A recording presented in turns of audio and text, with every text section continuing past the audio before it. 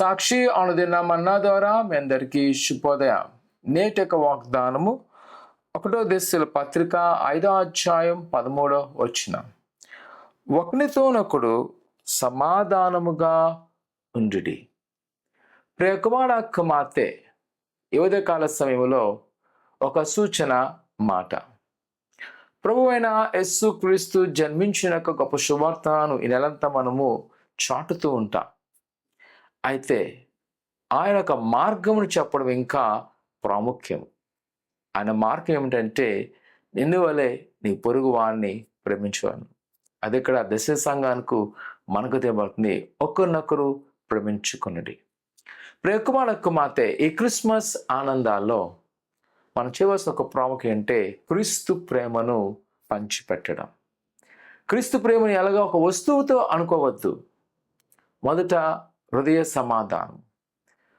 మనం ద్వేషించిన వారిని, శపించిన వారిని, బాధించిన వారిని, దుఃఖించిన వారిని, వారందరి విషయంలో మనం వారిని క్షమాపణ అడుగుదాం. ఒకవేళ ఏదైనా ఆటంకం ఉంటే దాన్ని తీసివేసి ఒకరినొకరు మనము క్రీస్తు ప్రేమతో కలిసి ముందుకు వెళ్దాం. అదే ఆనాటి దశల సంఘాను పౌలు గారు కోరుకున్నారు. మీరు ఒకరినొకరు ప్రేమించుకోండి, ఒకరినొకరు ఆదరించుకోండి. ఎంతో చక్కని ఒక మాటల సంఘానికి తెలియబడింది. ఈరోజు మనకు అదే సూచన, ఒకరొకరు ప్రేమించుకుని. ఈరోజు నుంచమే మనలో ఉన్న ద్వేషాన్ని తీసివేద్దాం. మళ్ళీ అన్నారని చెప్పి మనం ఒకరు మాట్లాడ మానేసినేమో ఆ విషయాన్ని పక్కన పెట్టేద్దాం. ప్రభువుకి అప్పగించబడదాం. ప్రభువుకి మన స్థితిని తెలియచేద్దాం. అయ్యా, ప్రేమించే మనస్సు నాకు దయచే. ప్రియకుమార కుమార్తె, ఒక ధనవంతుడు ప్రభువుని యేసుని అడుగుతున్నాడు, అయ్యా, నిత్య జీవానికి వెళ్ళాలని నేనేం చేయాలి? నేను వల్ల నీ పొరుగువారిని ప్రేమించాలి అన్నప్పుడు ఆ వ్యక్తికి అర్థం కాలేదు ఎవరా పొరుగువారని. ఈరోజు మన జీవితం లాంటిదే. ఎంతో ఆశీర్వాదం ఉంటుంది, కానీ దేవుని యొక్క ఆజ్ఞను వెంబడించే విధానములో మనకు అర్థము కాని స్థాయిలో ఉన్నాం.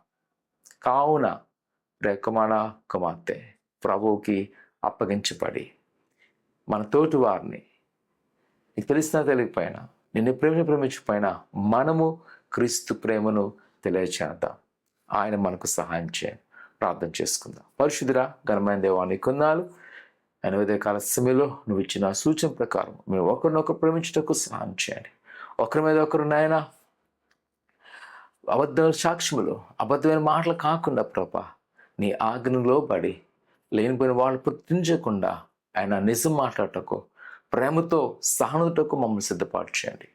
ఆయన నువ్వు చెప్పిన మాటలుగా జీవిస్తూ మాలో ప్రతి వ్యతిరేకని తొలగించుకొని ప్రభా, నీ వైపు ఉండకు సహాయం చేయండి. నీ వైపు అడుగుటకు సహాయం చేస్తూ మమ్మల్ని బలపరచమని యేసునామమున అడుగుతున్నాం తండ్రి, ఆమేన్. ఆయన యొక్క మాటకు లోబడదాం. ప్రభు గొప్ప కార్యం చేయను గాక. ఆమేన్.